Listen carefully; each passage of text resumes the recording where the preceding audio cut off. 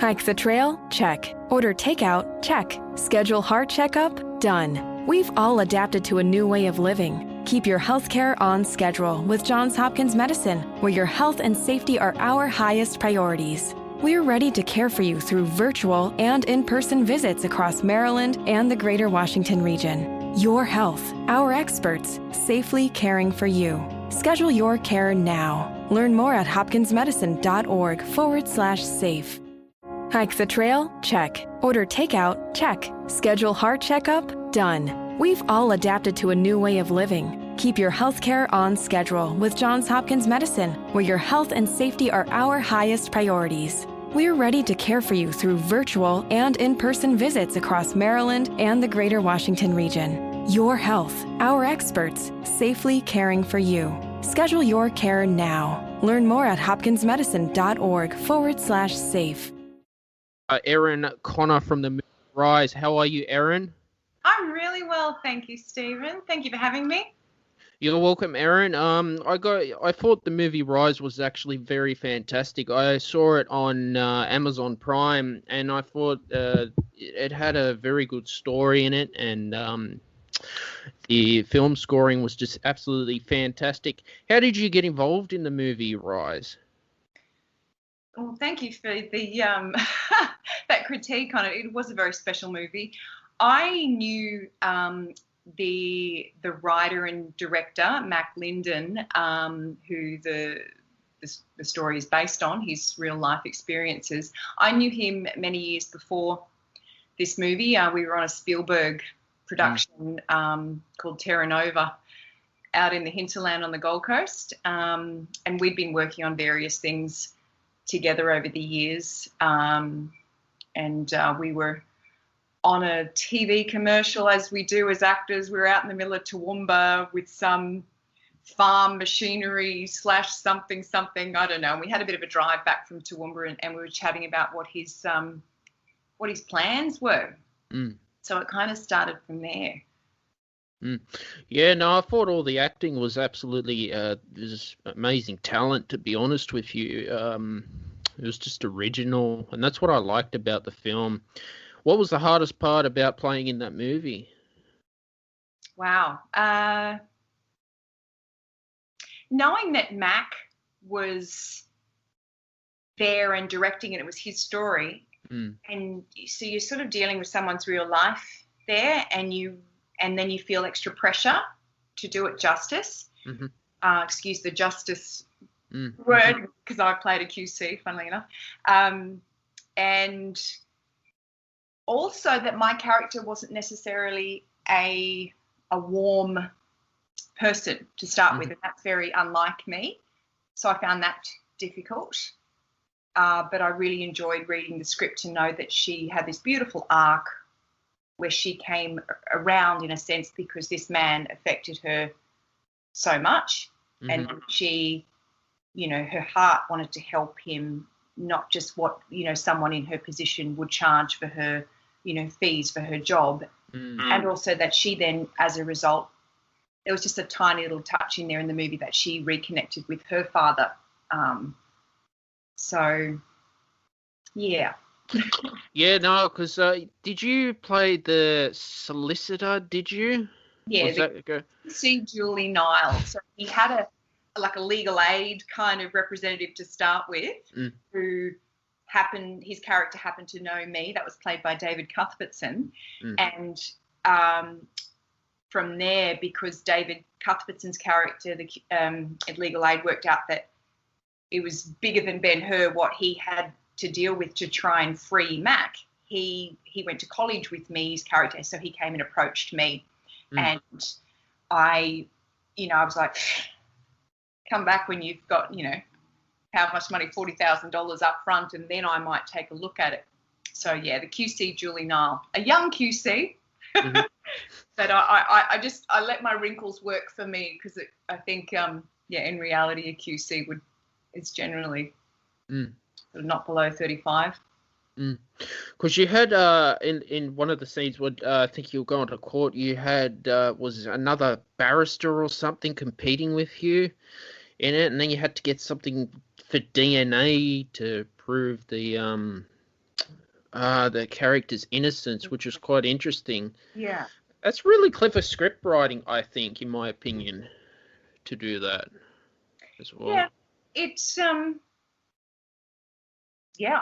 completely agree. And me not being, a script writer, all I can go on when I read a screenplay is to see if I'm really drawn in by it, Mm.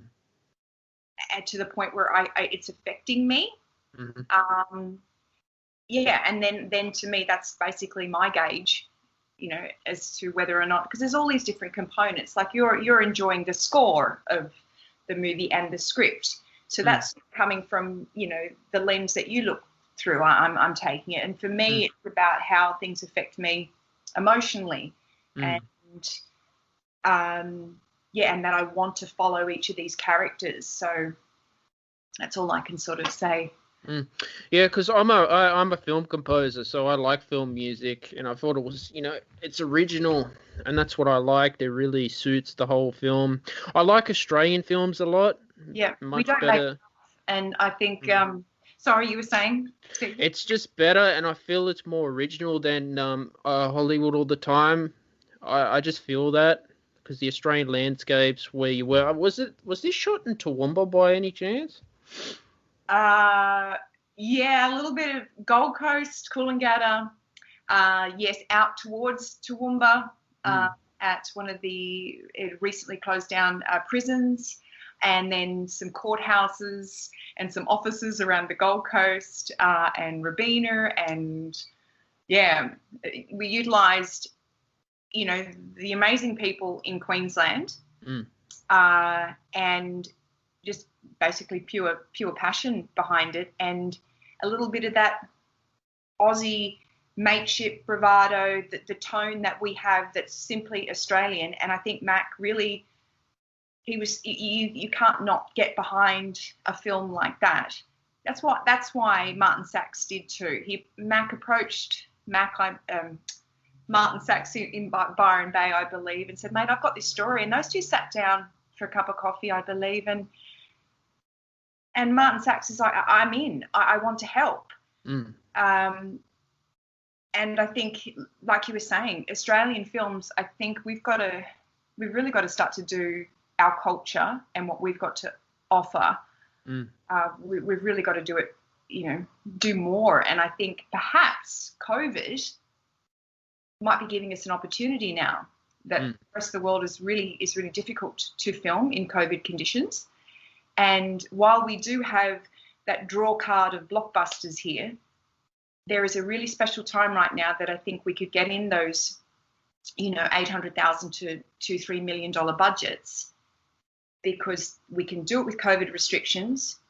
We can do it with, you don't need these big, massive blockbuster sci-fi things.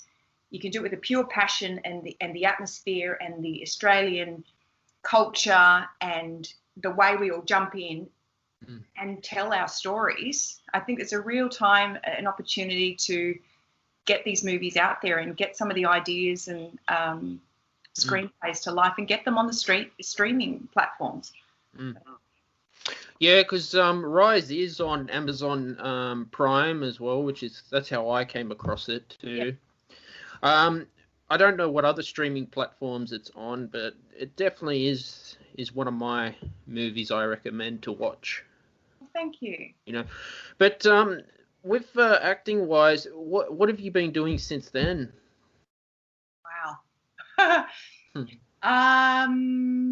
Well, I actually just popped to the cinemas last night because I hadn't had a chance to watch the sequel to another Queensland film called Occupation.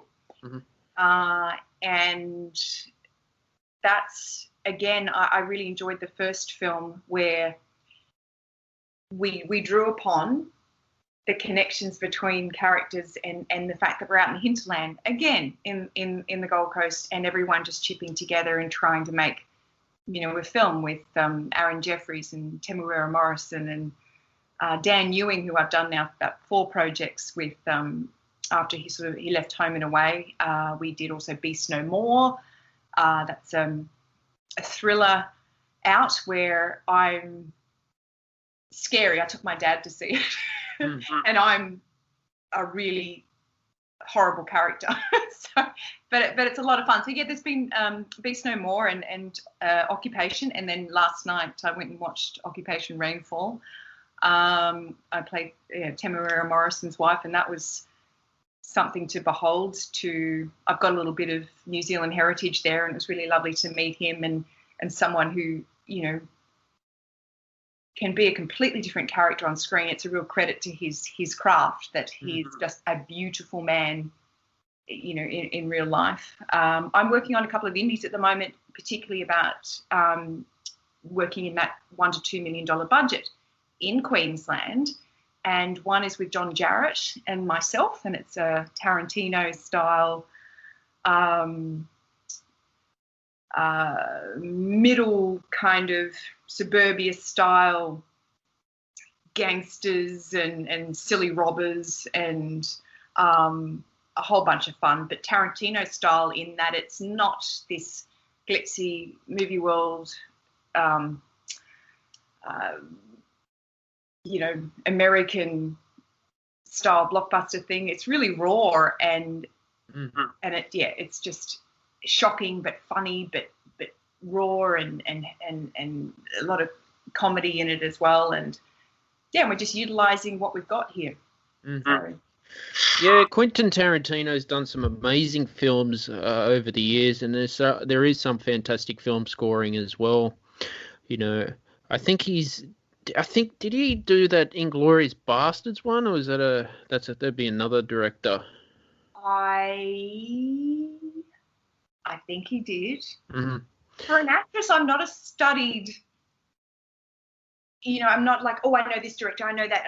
I just see a movie, see a script, and I actually don't think, oh, it's stamped with him or it's stamped with this person. I say Tarantino in that because we were trying to give it a bit of a reference point the other day for an interview for this film I'm doing with John Jarratt called Double or Nothing, and it just I think that the tone is that it flips it on its head. Within the first 20 minutes you think you've got it sorted out, and it's not, and apparently, yeah, that's very Tarantino style. But to be honest, I watch a film or I watch a TV series and I think about the entire cast, crew, score, script, director, editing, all the actors together to bring out you know, what you see on the screen, because without the entity there, it's not, yeah. What's the most challenging thing when working on a movie set in your experience? Keeping your focus and energy. They're really, really long days most of the time, and sometimes the chopping and changing. Sometimes you could be filming the end of the film and then going back to the beginning and then a bit of the middle, and then because you know, it's about the locations. Oh, we can only use this for this day, so we're filming scene 2 this page, and then you know, scene 17, and then so it's you really got to concentrate, and then try and just concentrate also on your job, and so that you can then fit the pieces of the puzzle. That thing stands out. Because I know, and then you got all the makeup, and then you always changing, you know, clothes all the time. So you're doing that all in one day. It's not like, okay, we're gonna film this this morning. Look, Wow. sometimes it is. Sometimes it's just that one thing, and you're in the one costume for the whole day. But then within that, they've got to make sure that continuity, that wasn't down there and that shot there and this wasn't over there. Look, every day is something different, and I think that's part of the reason why I really love it, because it's such a different atmosphere, a different type of vocation, and I wouldn't swap it for the world. What's one thing that you wish you'd known when you started your career, Erin? Wow.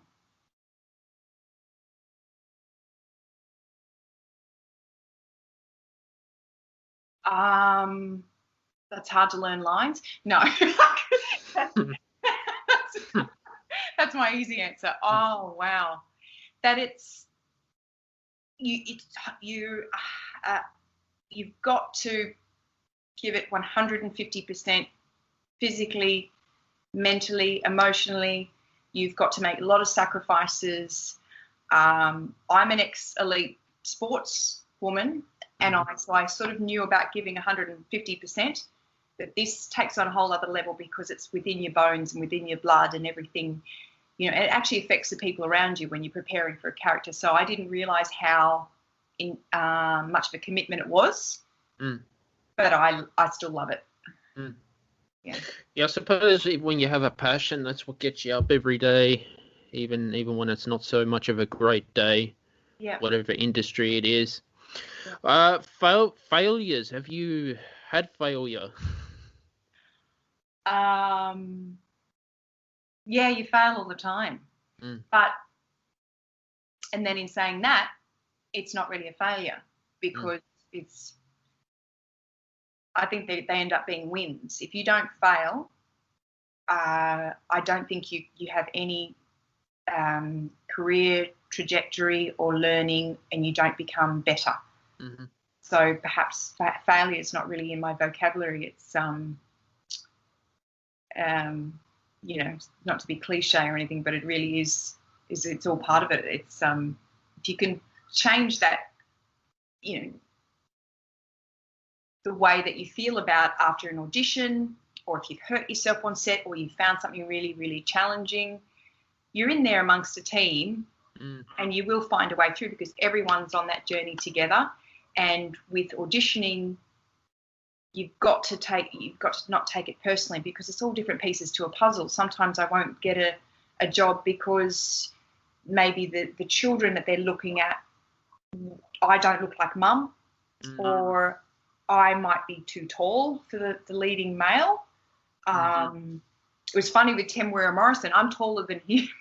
He had Nicole Kidman as his wife. I think they were playing Aquaman's parents on the Gold Coast when he was filming The First Occupation. And I was playing his wife on Occupation. So when I met Nicole Kidman at the ACTRA Awards, we're both looking at each other and said, we share the same husband. And we're like, we're both taller than him. But look, those things, you just can't take it personally. You don't know. So you've got to just cast aside all concerns and worries and not try not to take it personally. Otherwise, you will just, you know, tumble down. Yeah, it's like that with music as well because it can get very opinionated as a film composer. When I was studying my bachelor's, we found out, well, if the director can make you write all that work, but then no, they just want to replace it with temp music as well. Yeah, that does happen. Wow. I think it was Stanley Kubrick's 2001 Space Odyssey. He showed up to the premiere. He thought, oh yeah, all his work was going to be played, and then it was all replaced with temp music. Well, you know. That would make all of you true artists go, what's going on? Yeah. And again, you can only just do what you can do, put it out there. But as an artist, if you're a painter, a musician, actor, singer, you're straight away going to be critiqued. All the time. Yeah. You know, that's just what it is. I suppose it's something you're always improving. You never stop learning your craft as well. You always think, how can I do better than the last? Yeah. I'm sure in your circumstances, the last movie, how can I audition better? Mine would be, how can I write something better?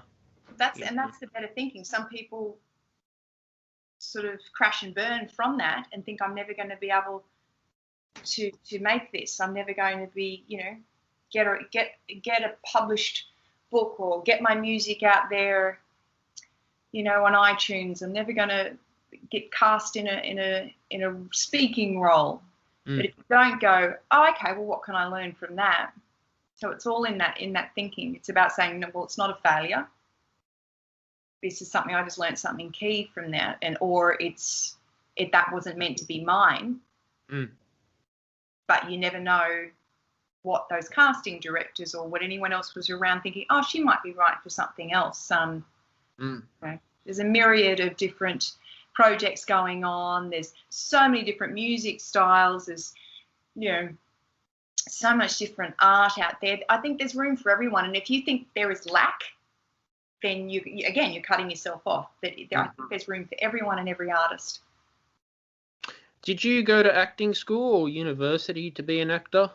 No. No? I thought I may have problems when I wanted to be an actor. I was scouted for NIDA finishing high school, and I didn't want to go because I loved my sports and being out and about, and I thought, I heard NIDA, like your life is committed for that many, and I like doing a balance of things. I don't think I'm an academic.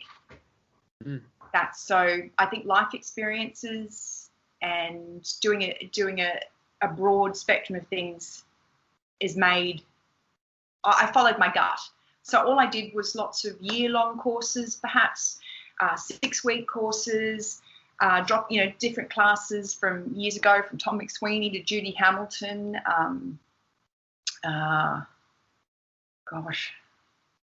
So many different acting teachers over the years. Anthony Brandon Wong.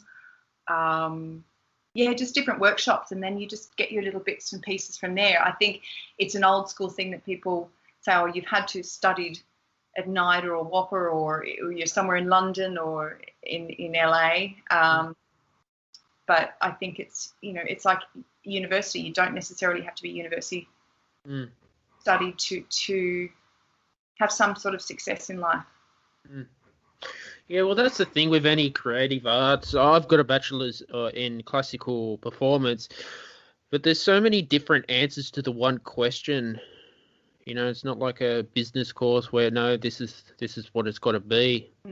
Yeah, well, I guess it's a little bit more black and white because sometimes you really need to be ticketed and credited in those particular areas. But the arts, I think it's, And if you had a dream actor, Erin, that you could work with, who would it be? If it was many, many, many, many moons ago, I would have loved to be in a movie with Paul Newman.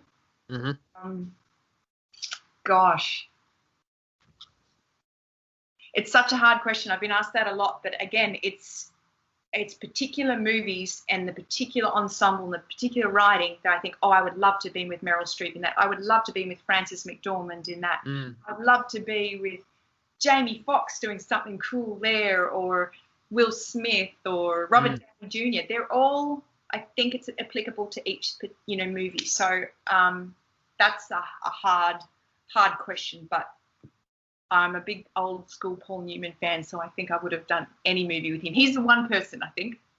Maybe. Yeah, no, it's always good if you ever have that opportunity to work with someone the dream to do it. It's like, wow. Even if you were just an extra, that'd be like so cool. Oh, completely. Yeah. I find myself buzzing when I'm on set, and that I don't think I'm like a big kid. I think a lot of us actors have that, where that's what invigorates us, and that's what makes us, we'll do anything, to be around that atmosphere. And I think that's indicative of independent film, where there's not a lot of money, but you've got to be there for that reason. Otherwise, you're not going to last the days and weeks that people put into those things. So, to be around any of these amazing actors of our time and of years gone by, and the amazing scripts that are coming out, and the it's a kid in a candy store, Steve. It's hard. Yeah. Now, it's always good if you have a dream. You never know. Things do happen as well. I've got my composers I'd like to work with. Hans Zimmer is one. Even Arnold Schwarzenegger, Sylvester Stallone, John Cena, because I like wrestling. Dwayne Johnson. It must be a wrestling side and a real underdog to training up. Yeah, is that what it is? Yeah, well, they started wrestling, but then they went into Hollywood like so easy. I think it's the type of personality type. When you're an elite sports person, you've come from, say, like Mark Wahlberg. coming from doing it really tough in life, and then having that drive and a sense and an ability to really achieve when you're the underdog, that can take you in any direction you want to point that little arrow. So like Arnold Schwarzenegger, for a perfect example, built himself to be, you know, the strongest man or bodybuilding champion in the world. And then he goes, well, I want to be an actor. I want to go to Hollywood. And next, I want to be, you know, in politics. And he just does it. It's that, I think it's that mindset that if you know you're capable of achieving, if it's something within you, point that arrow in any direction. So you yourself think you can, think you can't. Either way, you're right. Stephen worked with Hans. There you go. No, because I like Arnold Schwarzenegger as well. Even though I'm a musician, he did a movie, Pumping Iron, years and years ago. So that's what I think got him into the whole acting scene after bodybuilding. Yeah, you can't be a bodybuilder forever. So no, this is true. Everything starts to fall apart. You can't. Yeah. And I think he made, it was Santa Monica, very popular, and Muscle Beach as well. Now I know what it is. I think I've seen a couple of clips on that on YouTube. Yeah, now you can't get onto Santa Monica Pier in good weather. It's too busy. It is a busy place. Have you ever come close to getting into Hollywood yourself? Well, yes, but I'd left it for many years because I'm a bit of a homebody and I love it around where I grew up near Byron Bay. And but I went for a couple of trips over just to see friends, and there's something wonderful about Americans that reminds me of like the independent films that you do. There's just this exuberance and passion. It's palpable. It's a little bit different to here. I find that there's been it's a bit harder seemingly to make it through. And there they are saying, well, anything's possible. And that kind of energy I relate to, and I have found a few doors have opened up for me, but I wasn't quite ready. I went, what, me, who, what? So I came back, and now I had been working on a couple of things to produce and act in, and we were about to film just before COVID in America, and so that's now been on the back burner. So I'm sitting here waiting and creating and working on a couple of independent features, and waiting for that to then circle back around because I have my work visa for there, and I we'll see what happens. Stay tuned, I guess. How did you keep busy during the 2020 coronavirus pandemic? Did a lot of yoga and voiceovers. I'm a voiceover, so luckily, I guess like yourself, you've got your computer and you can create. So I have a lot of, I have a home studio, so I voice animation and radio and corporate ads and things. So, and a lot of people were having to turn in towards their computers to work on their websites, promote their work, promote their businesses. And so I did a lot of voiceovers. And then I was also working on this film that we had to then rejuggle, and then perhaps then look at filming it in Australia. But then, yeah, I guess just keeping busy. We're always networking, and that's a beautiful thing about artists. We all keep connecting, and then ideas rolling and writing scripts. And I came up to Queensland. That was in June last year. I was asked to come up from Sydney to work on something, and I haven't gone back. So we were able to film out in the bush. It's going to be a comedy. And again, we're utilising the Australian bush, old Terra Nova territory out there. And it's going to bring in the Australian landscape, the Australian humour, and a lot of the stunt actors that are actually very clever and creative, which we're known for in America. And a lot of them are my friends from years ago, and they said we need a woman who can play a warm character but also be very physical and handle a shotgun and do some other cool things. So that one I can't wait to tell tell the world more about soon coming up. No, that sounds very exciting. That having these opportunities. I started my company in 2020, Shiels Productions, right at the start of the pandemic, and yeah, it's been an interesting experience as an entrepreneur as well. Mm-hmm. And you did it. It was just before the pandemic, so that you thought it was going to sort of, or you started it because the pandemic had started, and you thought, I'm going to sit here and create something. Yeah, it was when the pandemic started. I published the first album on Spotify, so that's. I kind of had no choice to be an entrepreneur, given the situations out there as well. And I thought, look, I'll just go and do it. You're either going to sink or swim. So, congratulations. No, thank you. No, look, as I said, like when I see films that to me that feel real to watch and there's a meaning to it, that's what I like to see. Not something that's too overdone. Like I think the Fast and the Furious, it's getting overdone. I think. It's the same thing. They're not my cup of tea, as I call it. So yeah, it's something that needs to hit in there. That's a real bit of truth in it. Otherwise, I'm lost. Mm. And as an actor, it's a silly question. Do you watch films? See, well, as I touched on before, I'm not the biggest film buff. Mm. I live a lot of life, I think, and that's what I draw upon to create characters. But when I do watch something, I'll often now we've all got the luxury of binge watching things. When I find a really good series, yeah, you'll find me curled up watching them. So, how do you feel about the whole binge watching now? I think it's possibly unhealthy, but look, it's now getting catered. The whole streaming platforms, they're very aware that that's how a lot of the viewing is happening. So, they're just working with it, and they, I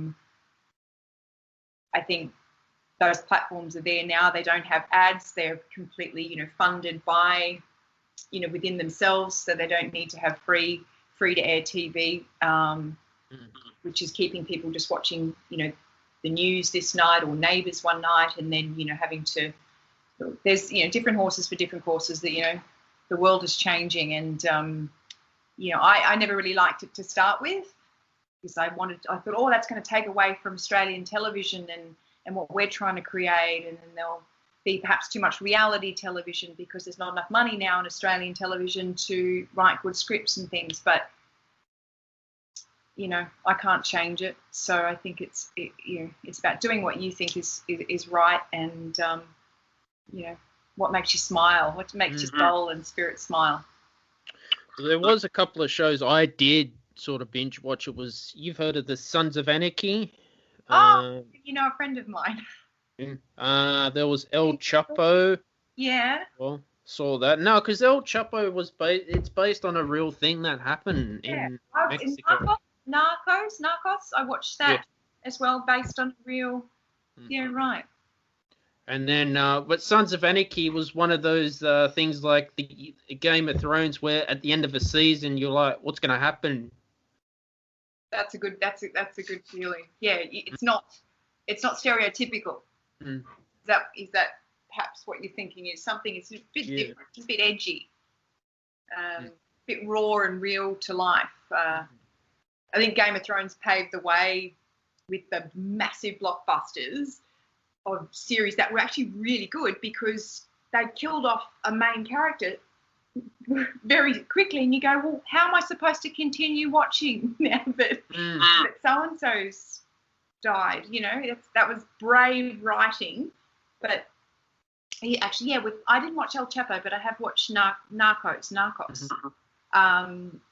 And even Ozark. I think that's a similar sort of thread where something you wouldn't expect happens, Mm-hmm. and you think, oh, that's what? And then you'll end up just keep watching it because it's clever and brave.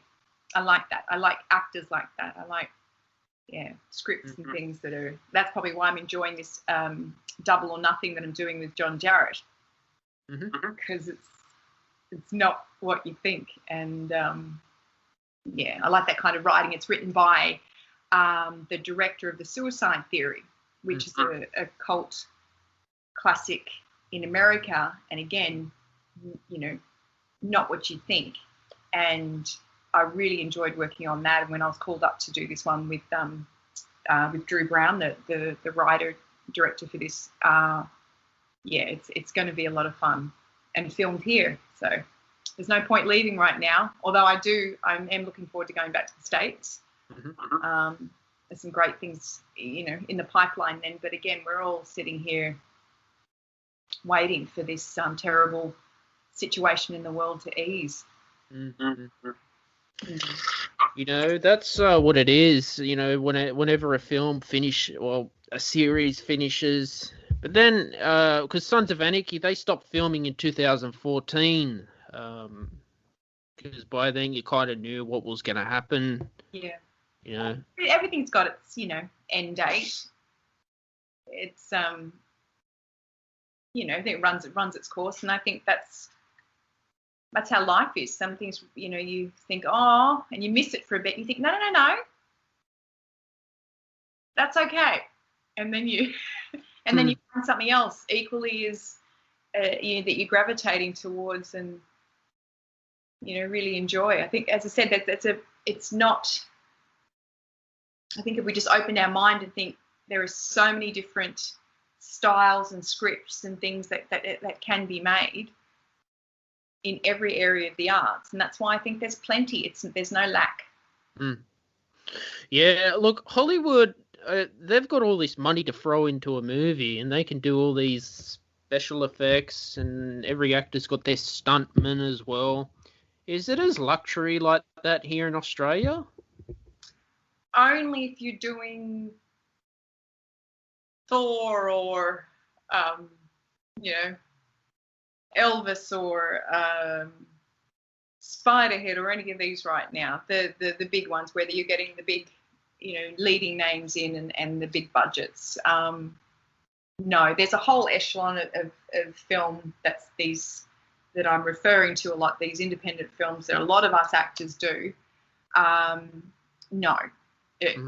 I actually, though, as I was saying, there's a certain attraction to doing them because where you just seem to give, you're there, holding every part of you is there, and we're all doing extra hours, and perhaps your own stunts. And me being an ex-sports person, I would rather that, like Tom Cruise. Oh my God, I completely. I relate to him in that he wanted to do, I believe, all in Top Gun, get in that jet, be there around other actual, pilots who fly those planes, and do as many stunts as he can. I'd love to do that. So, yeah. Or even, I think, I would want the opportunity too, I think. Sorry, Stephen. No, that's amazing that you express your opinion on that too, because I think Wolverine, that was filmed in Australia with Hugh Jackman as well. He's very well known overseas. Yes.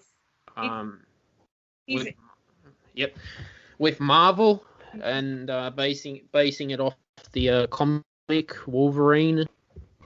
See, I'm not the biggest fan of those movies. But I am a huge fan of what the actors do to put into those roles, like Hugh Jackman did. The work and the preparation behind those, and then the truth in that's. I watch those things for the journey that they go on, but I really enjoy character films and clever, storylines, and even though I wouldn't say no to being Wonder Woman, one of the Wonder Women on that island, with Robin Wright Penn and the rest of them. But I really gravitate towards movies with them. Yeah, with these incredible characters and they really are able to express why they do what they do, even if they're a horrible character. Like Charlize Theron in Monster, you really can empathise. I think that's excellent acting. If you're a bad person, there's still a reason why they do what they do. And I think that's absolutely fascinating if you can bring that to life, rather than something that's a little bit two-dimensional. What better viewing than there is that you can follow and watch these kinds of stories come to life.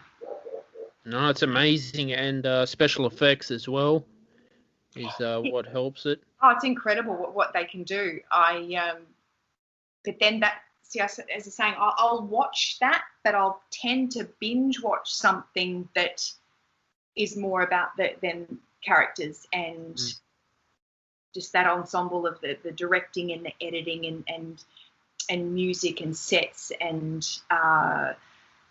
the styling of all of that, rather than something that's really like on another planet and on another planet in both ways. I think I'm more attracted to something that's really human-like. Yeah, no, that's so cool what you're doing and what you're working on, especially Rise. That was amazing. Thank you. Very special, a few years back now, and I was really proud to help do that story justice again, to use that that word for thank you. But what gets you through? Like, how do you prepare for an audition yourself, Erin?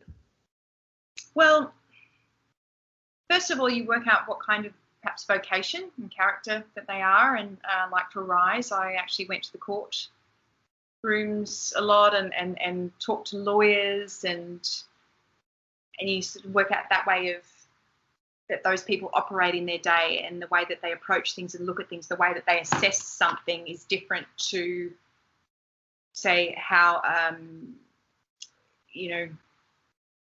a person in a different vocation would. It's the lens that you put on. So it's sort of coming through that way of how that they would look at the world, but you first piece together perhaps all areas of their background and all areas of their upbringing would have shaped the way that they go about their lives. And then if you can find something there that you relate to, or something that intrigues you that you could possibly flesh out, then that becomes Erin coming in through those doors. Then look at that person's world, because you have to find something really innate and connected within you that you can empathize with a really bad, horrible character, or you can connect to something that's some sort of queen in some, something that's not even realistic. There's something human about every type of character, every type of personality type, in the world. And if you can come in there and have some sort of a little open up the door and go in, it's quite fascinating. But yeah, a lot of preparation, so you can find different levels of each within each role. Otherwise, I feel like it potentially can look fake, and you don't want to do that. Yeah. Well, no, that's it. You want to make it as real as possible too. But you got directors that all have their own interpretation of how they want. I'm not an actor, I don't know, but how they want you to play the character.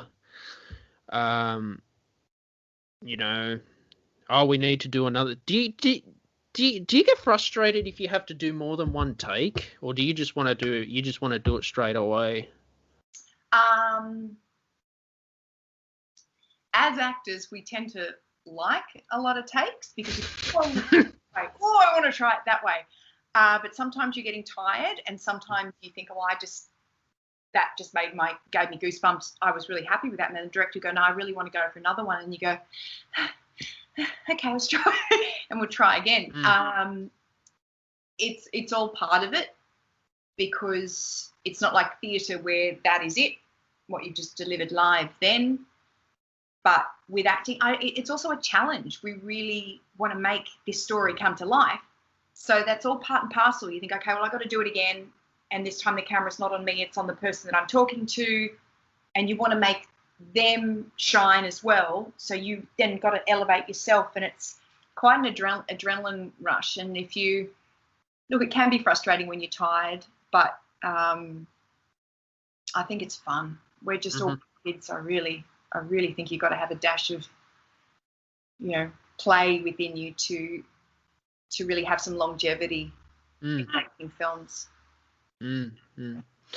Yeah, look, Erin, it was fantastic having you on the show today. Thank you. I've really enjoyed this. We haven't gone over time. I don't know what your time limit was. Where can people find you on your social media? Okay. My Instagram is @Erin Connor. I have kept my Facebook page years ago when they said, what's your full name? And I've put all my middle names. And kind of dorky, but I've left it as that, as Erin Susan Christina Connor. Yeah, I think there's an Erin Connor official, but I don't really use that. But yeah, at Erin Connor at Instagram. Send me a DM or a like or whatever you do, and then at Erin Susan Christina Connor. Or I've made a little porthole of some of my work on erinconnor.com.au for my website. Thank you, Stephen. Awesome, Erin. I think you're very talented for what you're doing. I'm always looking for talented people. Well, thank you. I really appreciate what you're doing. These young people have an appreciation for, for people creating. So we must keep in touch, and thank you so much. You're welcome. Hike the trail? Check. Order takeout? Check. Schedule heart checkup? Done. We've all adapted to a new way of living. Keep your healthcare on schedule with Johns Hopkins Medicine, where your health and safety are our highest priorities. We're ready to care for you through virtual and in-person visits across Maryland and the greater Washington region. Your health, our experts, safely caring for you. Schedule your care now. Learn more at hopkinsmedicine.org/safe. Hike the trail? Check. Order takeout? Check. Schedule heart checkup? Done. We've all adapted to a new way of living. Keep your healthcare on schedule with Johns Hopkins Medicine, where your health and safety are our highest priorities. We're ready to care for you through virtual and in-person visits across Maryland and the greater Washington region. Your health, our experts, safely caring for you. Schedule your care now. Learn more at hopkinsmedicine.org/safe.